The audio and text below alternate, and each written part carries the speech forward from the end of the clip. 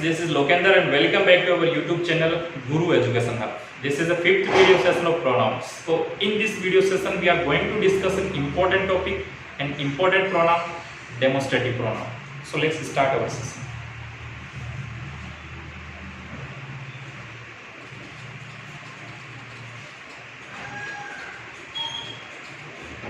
Demonstrative pronoun. देखिए demonstrative pronoun जैसे हर एक प्रोनाउन है अपने नाम से डिनोट करता है, नाम से सजेस्ट करता है कि वो किसके बारे में बताएगा, उसी प्रकार से डेमोस्ट्रेटिव प्रोनाउन हिंदी में जब बात की जाए तो हम कहेंगे संकेतवाचक, और इंग्लिश में जब हम कहें तो एक वर्ब डेमोस्ट्रेट यानी जब पॉइंट आउट किया जाता है किसी की तरफ, two point out something and somebody, यानी जब किसी के बारे में या किसी के ऊपर हम किसी तरफ इशारा करते हुए जब करते हैं तो आपका डेमोस्ट्रेटिव प्रोनाउन यानी संकेतवाचक कि जब संकेत किया जाता है।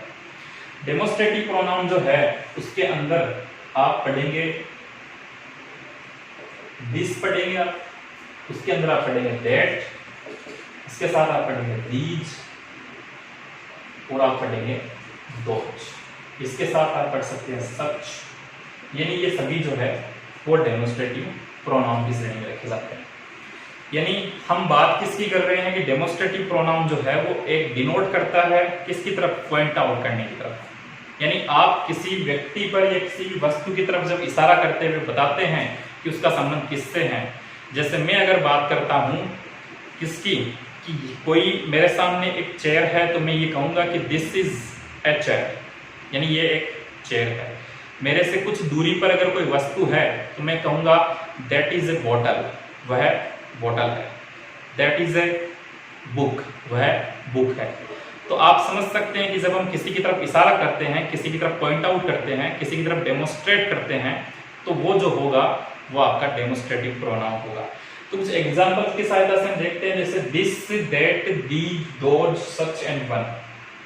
हिंदी में अर्थ की बात की जाए तो दिस का मतलब यह, दैट यानी वह, दीज यानी ये, दोज यानी वो, सच यानी ऐसा, या अलग अलग संदर्भ में इसके अलग अलग मीनिंग्स रखे जाते हैं। और वन जो है वो यहाँ पर एक नहीं है, ये हमेशा इनके साथ, यानी दिस वन, दैट वन, ये आपने जरूर किसी सेंटेंस के अंदर देखा होगा। जैसे हम बोलते हैं this one is my book, this one is my shoes, यानी ये वाला जो है वो मेरा शूज है। तो इस प्रकार से ये वाला या वाली के संदर्भ में जब हम चर्चा करते हैं तो आपने जरूर पढ़ा होगा वन जो है वो आपने कहीं ना कहीं सेंटेंस में जरूर देखा होगा।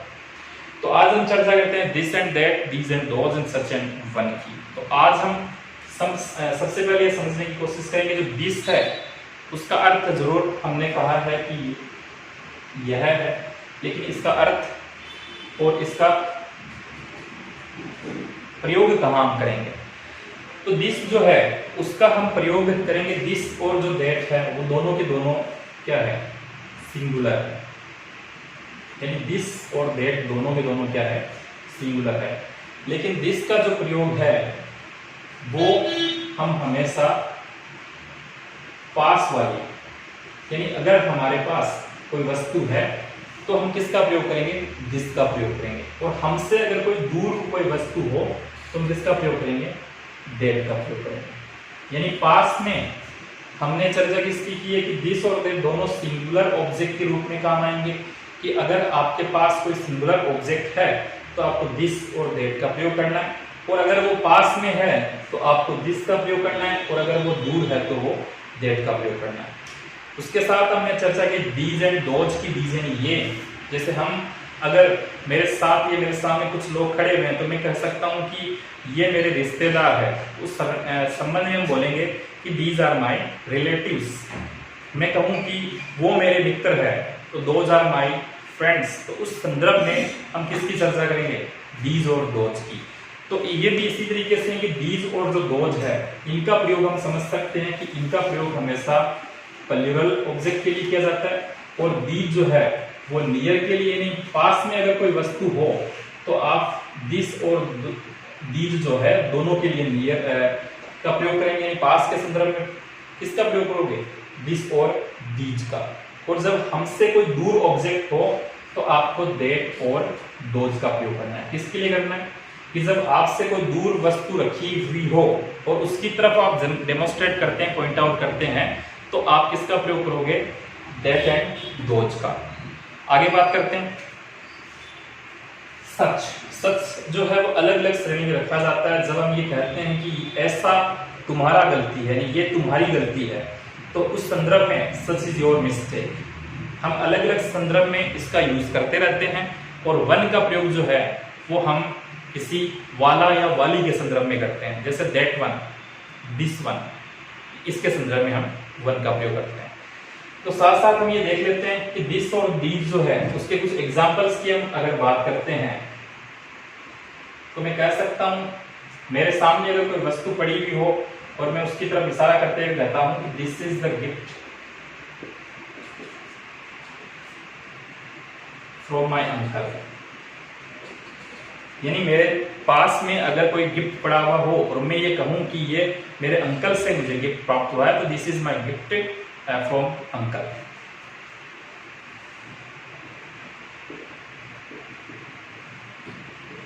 अगर मैं किसी वस्तु की तरफ इशारा करते हुए कहूं और वो दूर हो तो मैं कह सकता हूं कि दैट इज माय बैग, यानी वो मेरा क्या है? बैग है। तो आपको समझ में आ रहा है कि दिस का प्रयोग हमेशा पास वाली वस्तुओं के लिए, लेकिन वो होनी कितनी चाहिए? संख्या में एक, यानी सिंगुलर के लिए। और जो दैट है उसका प्रयोग हमेशा हम दूर वाली वस्तु के लिए करेंगे, लेकिन वो भी संख्या में क्या होनी चाहिए? एक होनी चाहिए। तो जो संख्या में सिंगुलर हो, संख्या में क्या हो? संख्या में सिंगुलर हो, लेकिन एक दिस का प्रयोग इसके लिए किया जाएगा? पास के लिए, और दैट का प्रयोग दूर के लिए। तो शायद क्लियर हो रहा होगा आपके। इसके अलावा दीज और जो दोज है उनके भी अलग अलग अर्थ है। जैसे मैं अगर बात कहूं कि दीज आर माय काउज, मैं गायों की तरफ इशारा करते हुए कहूं कि ये, यानी जो पास में अगर गायें हो तो उसके संदर्भ में कहूं कि ये मेरी गायें हैं, दीज आर माय काउज, तो हम कह सकते हैं कि दीज का जो प्रयोग है वो हमेशा प्लूरल सेंस में होगा। और साथ साथ आपको याद ये रखना है कि हम जब पॉइंट आउट करते हैं किसी नियर की ऑब्जेक्ट पर तो आपको दीज का प्रयोग जरूर करना है। साथ साथ अगर हम बात करें those are my relatives,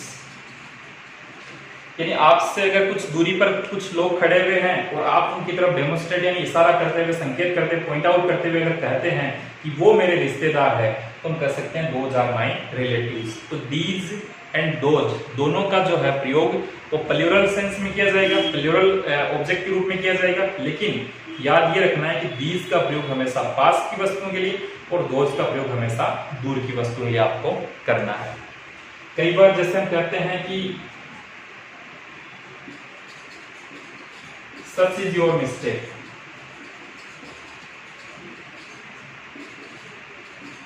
that I can't forgive, यानी ऐसी तुम्हारी, यानी तुम्हारी गलती ही ऐसी है कि मैं माफ नहीं कर सकता।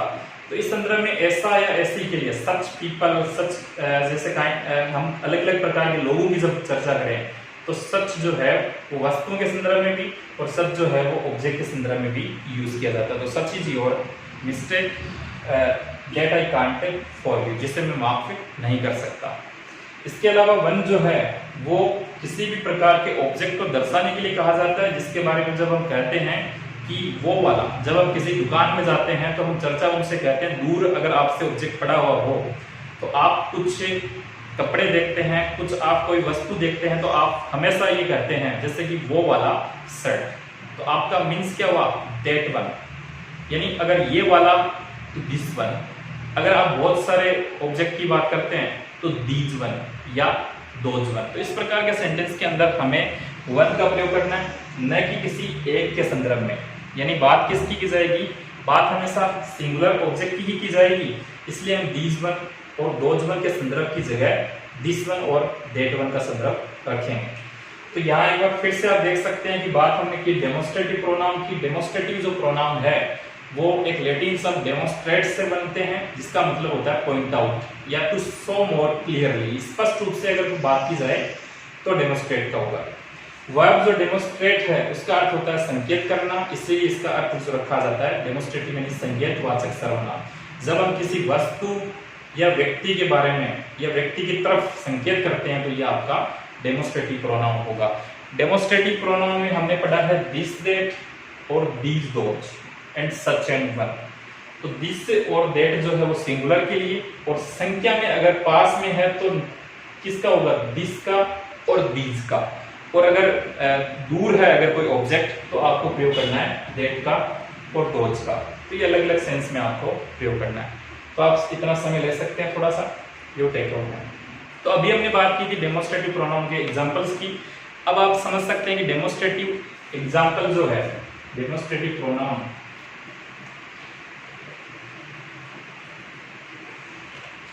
और बात अगर हम करें डेमोस्ट्रेटिव एडजेक्टिव की, तो इनके अंदर माइनर डिफरेंस जरूर है। यानी आप ये कह सकते हैं कि हमने जब चर्चा की है यहां पर this that these and those, ये जो एग्जाम्पल्स है इसके, इसी प्रकार से डेमोस्ट्रेटिव एग्जेक्टिव में भी यही एग्जाम्पल यूज किए जाते हैं। तो आप कंफ्यूज न हो कि ये एग्जाम्पल जो है वो प्रोनाउन के है या हमारे विशेषण के हैं। इसके लिए क्या है, यानी डेमोस्ट्रेटिव प्रोनाउन और डेमोस्ट्रेटिव जो एडजेक्टिव है इनके उदाहरण एक समान है, लेकिन अलग अलग अर्थ इनको, यानी जब डिवाइड करने का, डिफरेंशिएट का काम करेंगे तो किस तरीके से करेंगे ये हमें जरूर समझना है। तो हम ये कह सकते हैं कि डेमोस्ट्रेटिव जो प्रोनाउन है ये यानी इनके साथ, यानी दिस के साथ हमेशा वर्ब का प्रयोग किया जाएगा, जबकि इनके अंदर हम देखेंगे कि दिस के साथ हमेशा नाउन का प्रयोग किया जाएगा। आई मीन टू से कि दिस दैट दीज और दोज जो है इनके साथ हमेशा वर्ब का प्रयोग किया जाएगा। यानी ये जितने भी है इनके तुरंत बाद आपके वाक्य के अंदर क्या आएगा, वर्ब आएगा, जबकि इनके अंदर आपको ध्यान देना है कि दिस दैट दोज या दीज और दोज जो है इनके तुरंत बाद आपको प्रयोग किसका करना है, नाउन का।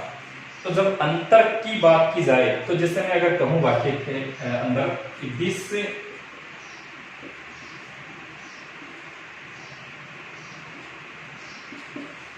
वाक्य की पहचान क्या है कि मैं किसी स्कूल की तरफ डेमोस्ट्रेट करते हुए कह रहा हूं कि दिस इज माय स्कूल, ये मेरा स्कूल है। लेकिन अगर मैं कहूं कि this school is mine, this के साथ क्या है, स्कूल, स्कूल क्या है, नाउन। यानी अगर दिस दैट दीज और दोज की तुरंत बाद अगर संज्ञा आती है तो ये दिस दैट दोज और दीज जो है ये क्या माने जाएंगे, एडजेक्टिव यानी विशेषण माने जाएंगे। और इनके तुरंत बाद अगर वर्ब आती है तो आपको समझना है कि ये सब के सब क्या माने जाएंगे, प्रोनाउन माने जाएंगे। तो सामान्य जो इनकी एक डिफरेंशिएट यानी जो इनका विभेद है, अंतर है, ये इतना ही है, आपको समझना है। इसके अलावा जैसे एक एग्जांपल और देख लेते हैं, तो दीज आर माय फ्रेंड्स, मैं बोल रहा हूं दीज आर माय फ्रेंड्स, यानी ये मेरे मित्र है। इधर मैंने कहा कि दीज किड्स आर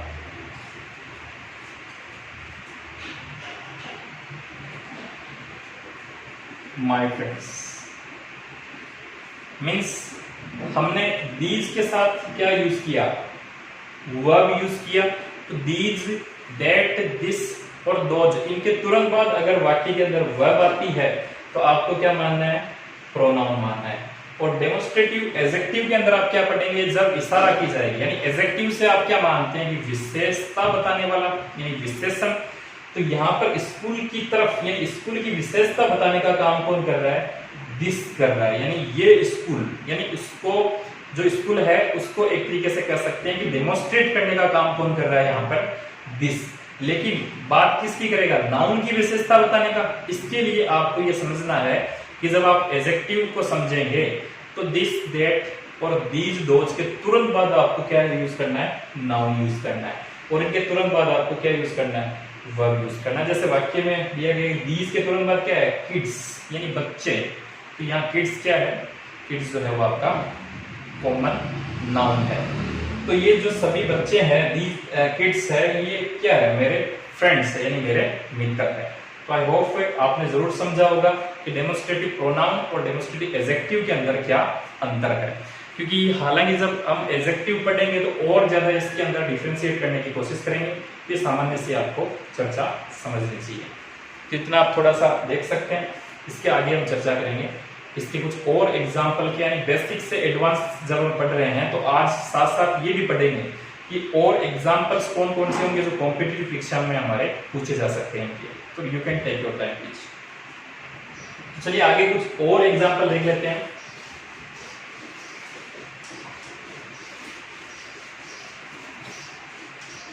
याद रखना आपको कि एग्जाम्पल जो है वो जितने ज्यादा आप सोल्व करोगे उतना ही ज्यादा आपका जो है कॉन्फिडेंस लेवल होता है वो हमेशा हाई रहता है और परीक्षा में आपके उत्तर जो है वो उसके सही होने के चांसेस बढ़ जाते हैं। आगे हम चर्चा करते हैं। इसके लिए कुछ रूल देख लेते हैं। मैं बात करता हूँ रूल नंबर 1 की। हम ये कह रहे हैं कि अगर दो सिंगुलर नाउन जो हो, यानी रूल नंबर 1 को आपको समझना है कि यदि दो सिंगुलर नाउन है वो आपस में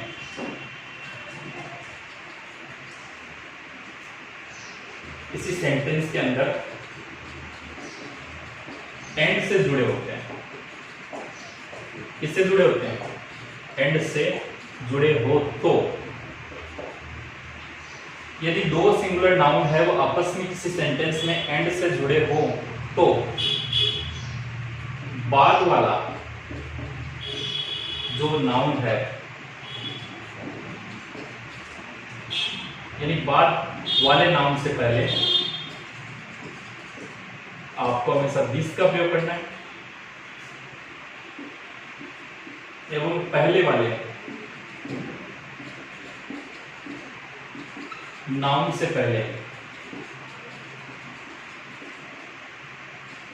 आपको डेट का प्रयोग करना है।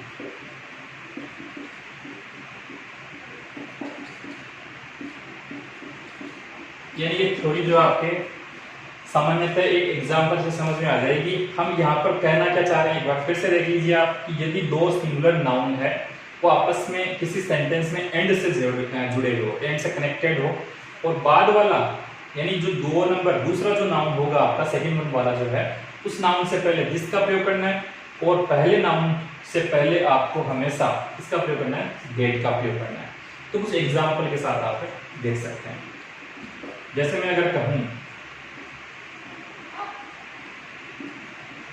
Work and play both are necessary to health, यानी हमारा वाक्य कि खेल जो है या कार्य जो है वो हम दोनों जो है वो हमारे स्वास्थ्य के लिए क्या है? नेसेसरी यानी आवश्यक है। तो अगर हमें यहाँ पर डेमोस्ट्रेटिव प्रोनाउन का प्रयोग करना पड़े तो हमने ये कहा है कि बाद वाला यानी दोनों जो आपके नाउन है वो एंड से जुड़े हुए हैं। किससे जुड़े हुए? एंड से। और एंड से जुड़े हुए हो तो बाद वाला यानी प्ले जो है यहाँ पर, इसके लिए आपको दिस का प्रयोग करना है और वर्क के लिए आपको किसका प्रयोग करना है? डेट का प्रयोग। तो जब हम आगे इसको और ज्यादा डिफाइन करने की कोशिश करें तो हम ये कहेंगे कि दिस एक्सरसाइज द बॉडी, यानी पहले दूसरा वाला जो है यानी प्ले है वो हमेशा हमारे शरीर को यानी अभ्यासवान बनाता है, यानी शरीर जो है वो क्या करता है? एक्सरसाइज करवाता है। और दूसरा जो है वर्क, यानी दूसरा के लिए हम क्या यूज करेंगे? That exercises the brain. तो दिस और डेट का प्रयोग वर्क इसके लिए पहले ये समझना आपको कि प्ले जो है उसके लिए दिस का प्रयोग हुआ है और वर्क के लिए किसका प्रयोग हुआ है? डेट का। तो जो खेल है उससे आपका शरीर जो है वो ऊर्जावान बनता है और साथ साथ जब किसकी बात की जाएगी? वर्क की, तो वर्क जो है उससे हम बात करेंगे ब्रेन जो है उसकी एक्सरसाइज होती है, यानी ब्रेन जो है उसकी कसरत होती है। तो इस तरीके से ये आपको जरूर समझना चाहिए, एग्जाम में पूछा जा सकता है। जैसे अगर मैं और एग्जाम्पल लूँ तो मैं कह सकता हूँ इंडिया and England.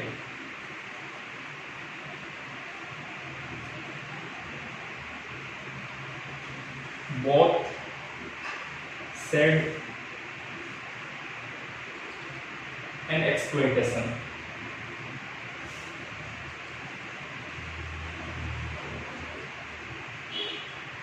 यानी भारत और जो इंग्लैंड है दोनों ने ही एक्सप्लॉइटेशन जो उसको शेयर किया, शोषण जो उसको शेयर किया, उसका विभाजन किया, उसको बांटा है।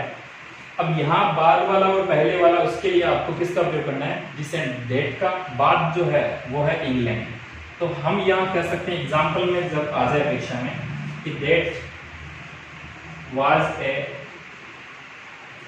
मास्टर, फिर खालिस्तान यहाँ पर पूछा जाए तो फिर मैं आगे लिख रहा हूँ यहाँ पर वाज ए स्लेव। तो यहाँ एग्जाम्पल पूछ लिया जाए परीक्षा में और वहां पर आपको ऑप्शन दे दिया जाए दीज, दैट, दिस और दोज, तो आपको यहाँ किसका प्रयोग करना है ये आपको जरूर देखना चाहिए। तो भारत और इंग्लैंड दोनों ने ही एक्सप्लॉइटेशन को शेयर किया है। तो एक जो था वो तो मास्टर यानी मालिक था, जबकि दूसरा जो था वो क्या था?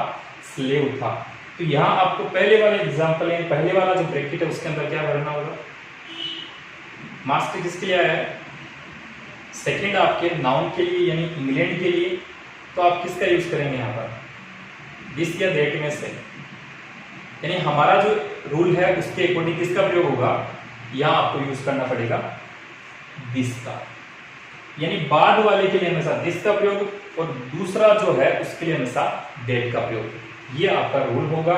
इसके अलावा दैट यानी जो पहले वाला है, एक तो क्या था? मास्टर था, और वो जो दूसरा था वो क्या था? गुलाम था, स्लेव था। तो इस तरीके से सामान्य रूल है, यदि किसी भी वाक्य के अंदर दो सिंगुलर नाउन जुड़े हो, एंड से जुड़े हो, तो बाद वाला है उसके लिए दिस का और पहले वाला उसके लिए दैट का प्रयोग आपको करना है। एग्जाम्पल अक्सर पूछे जाते हैं, परीक्षा में पूछे भी गए हैं और आगे भी पूछे जा सकते हैं। You can take your time. चलिए आगे बात करते हैं हमारे रूल नंबर सेकंड की। बहुत महत्वपूर्ण है, एग्जाम में अक्सर पूछा गया। इसके अंदर हम बात कर रहे हैं कि यदि किसी सेंटेंस के अंदर, किसी वाक्य में सिंगुलर जो नाउन है आपका,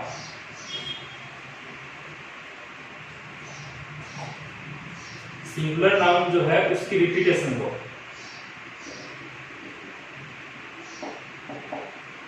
रोकने के लिए, यानी वाक्य के अंदर कोई सिंगुलर नाउन आए और फिर उसके रिपीटेशन हो, उसको रोकने के लिए आपको दैट ऑफ का प्रयोग करना है। उसके लिए आपको किसका प्रयोग करना है? दैट ऑफ का यूज करना है।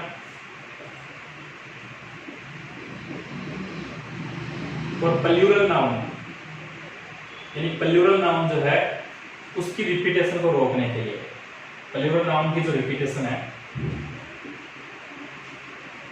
उसको रोकने के लिए आपको हमेशा किसका करना है? Those of. याद रखेंगे आप कि अगर कोई वाक्य हो उसके अंदर सिंगुलर नाउन आए और वो जब दूसरी बार आए तो उसकी रिपीटेशन को रोकने के लिए दैट ऑफ, और प्लूरल नाउन की रिपीटेशन को रोकने के लिए क्या आएगा? Those of. तो देखिए वाक्य देख लेते हैं। हम बात कर रहे हैं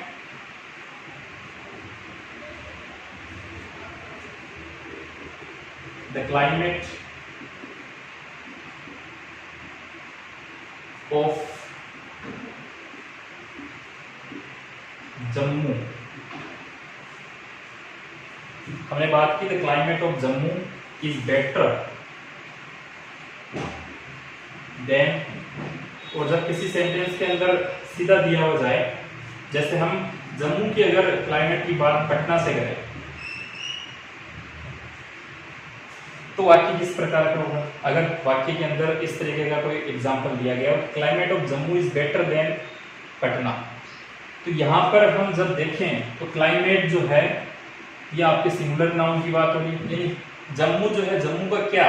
जम्मू का क्लाइमेट यानी जम्मू की जलवायु जो है, तो जम्मू की जो जलवायु है वो बेटर देन यानी किससे ज्यादा अच्छी है? इस बेटर देन, इससे अच्छी है पटना से। तो यहाँ पटना जो है उसके क्लाइमेट की बात हो रही है या केवल उस सिटी की, शहर की बात हो रही है? अगर ये वाक्य केवल इतना हो तो आपकी जो एरर है वो यहाँ जरूर आएगी, यानी ये आपका गलत माना जाएगा। लेकिन हम अगर ये कहें कि देन के आगे, यानी देन जो है उसके आगे अगर सेंटेंस इस तरीके से हो कि दैट ऑफ पटना, तो आपका वाक्य क्या होगा, सही माना जाएगा। तो आई होप यू अंडरस्टैंड कि अगर आपके वाक्य में the climate of Jammu is better than किससे, दैट ऑफ पटना, यानी किसकी क्लाइमेट से, पटना के क्लाइमेट से। यहाँ आपके इस द क्लाइमेट को दोबारा हमने नहीं रखा है, क्यों, क्योंकि दोबारा अगर रखते हैं तो नाउन रिपीट होगा, और नाउन जब रिपीट होगा तो फिर प्रोनाउन कैसे बनेगा। और हमें यहाँ पर क्या रखना है, प्रोनाउन। और वो कौन सा प्रोनाउन, हम इशारा करते हुए कह रहे हैं कि जो पटना है उसके क्लाइमेट से ज्यादा किसका क्लाइमेट अच्छा है, जम्मू का। तो दैट ऑफ क्या आएगा, Patna.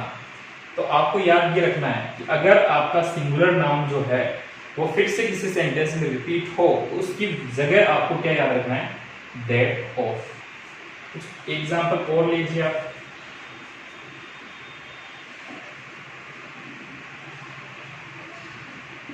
The people of Bihar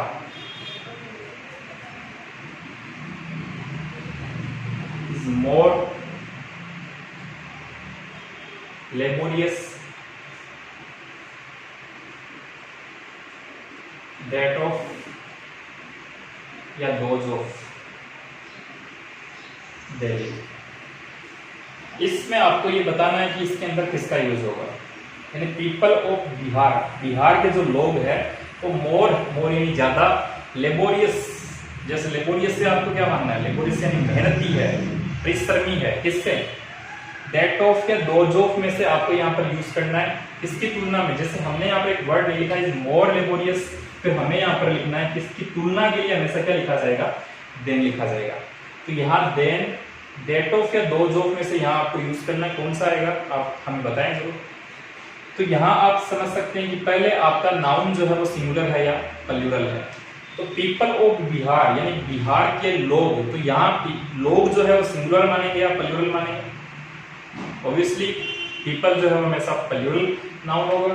इसलिए जो पीपल है यानी बिहार के लोग, यानी यहाँ पर कौन सा नाउन आया आपका, प्लूरल नाउन। इसकी रिपीटेशन को अवॉइड करने के लिए किसका प्रयोग करना है आपको, दोज ऑफ या दैट ऑफ में से।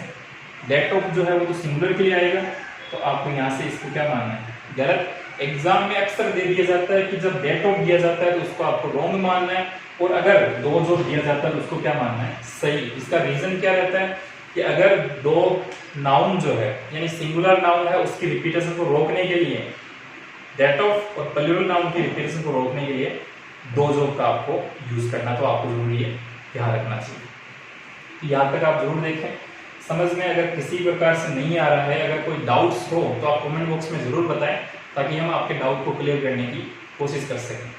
तो यहाँ तक आप समय ले सकते हैं, टेक योर टाइम। चलिए आगे देखते हैं, बात करते हैं रूल नंबर 3 की। अभी तक जो 2 रूल हमने पढ़े हैं आई थिंक जरूर आपने समझे होंगे, और अगर समझ में नहीं आ रहे हैं तो आप जरूर बताएं, क्योंकि हमारा ये प्रयास रहेगा इस समय कि आपके जितने ज़्यादा कंसेप्ट क्लियर हो उतने हो सकें, पूरी हमारे द्वारा कोशिश की जाएगी। फिर भी अगर नहीं हो पा रहे तो आपको हमारे वीडियो जो है वो जरूर कम से कम 1 से 2 बार वॉच करने चाहिए, और साथ साथ आपको जितने ज़्यादा एग्जाम्पल्स आप ठीक करेंगे उतना ही आपका नॉलेज इंक्रीज होगा। क्योंकि परीक्षाओं में जब एग्जाम्पल्स जो है या प्रैक्टिस सेट को जब हम हल करने बैठेंगे तो उस समय यानी बिफोर द एग्जाम हम कह सकते हैं, तो उस समय जितने ज़्यादा आपके माइंड में ट्रिक्स आएंगे, हमने जो रूल्स पढ़े हैं उसी से आपके एग्जाम जो है वो क्लियर होंगे। तो साथ साथ परीक्षाओं में एग्जाम्पल्स बहुत महत्वपूर्ण होंगे, तो प्रैक्टिस सेट आपको जरूर करनी चाहिए। हम बात करते हैं रूल नंबर 3 की। अगर हमारे सेंटेंस के अंदर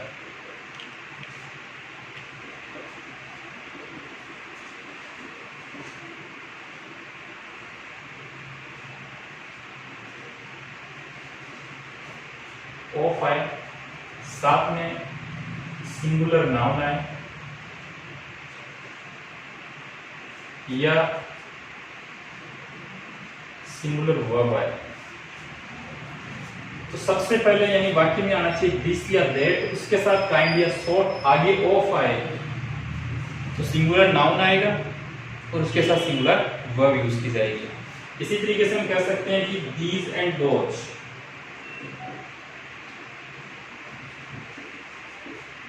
या काइंड्स या सॉर्ट्स ऑफ, यहाँ आपके प्लूरल नाउन और साथ में प्लूरल आपके क्या आएगी, वर्ब आएगी। एक सामान्य सा रूल है जिससे आप केवल इससे स्ट्रक्चर के माध्यम से समझ सकते हैं। जैसे कि एग्जांपल की हम बात करें,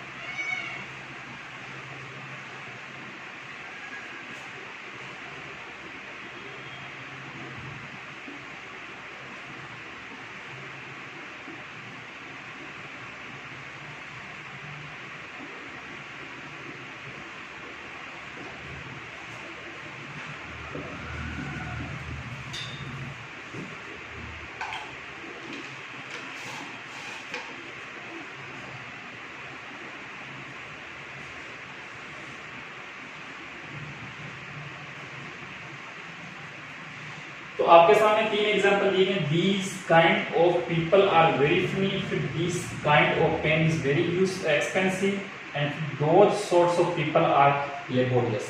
तो आप देख सकते हैं, अगर हम वाक्य की बात करें तो यहाँ हमें ये देखना है कि कौन सा हमारा सेंटेंस सही है, कौन सा हमारा गलत है। तो सबसे पहले अगर वाक्य की बात करें तो बीज जो दिया गया, बीज के साथ काइंड दिया गया, ऑफ दिया गया, पीपल दिया गया। तो आपके यहाँ पर अगर बात करें तो क्या सेंटेंस सही है या गलत है?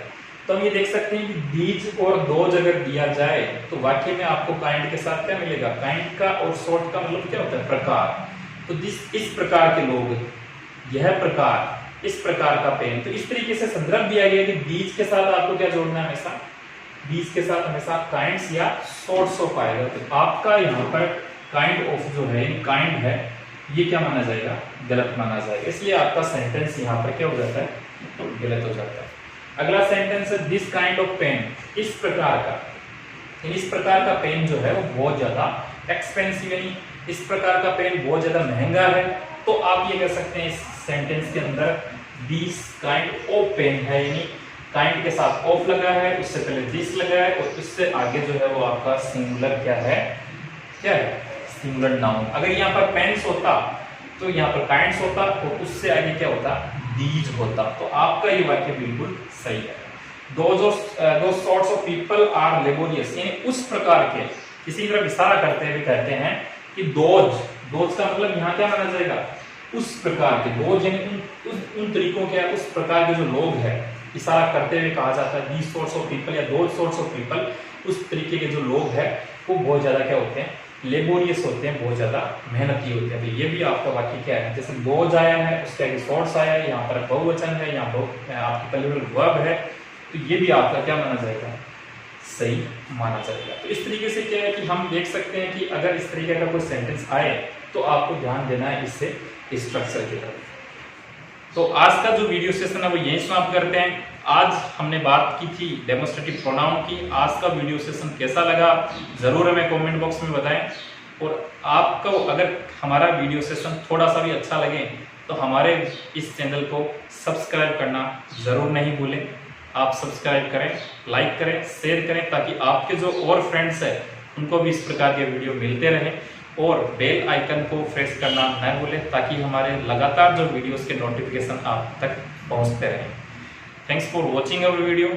Stay home, stay safe, and thank you.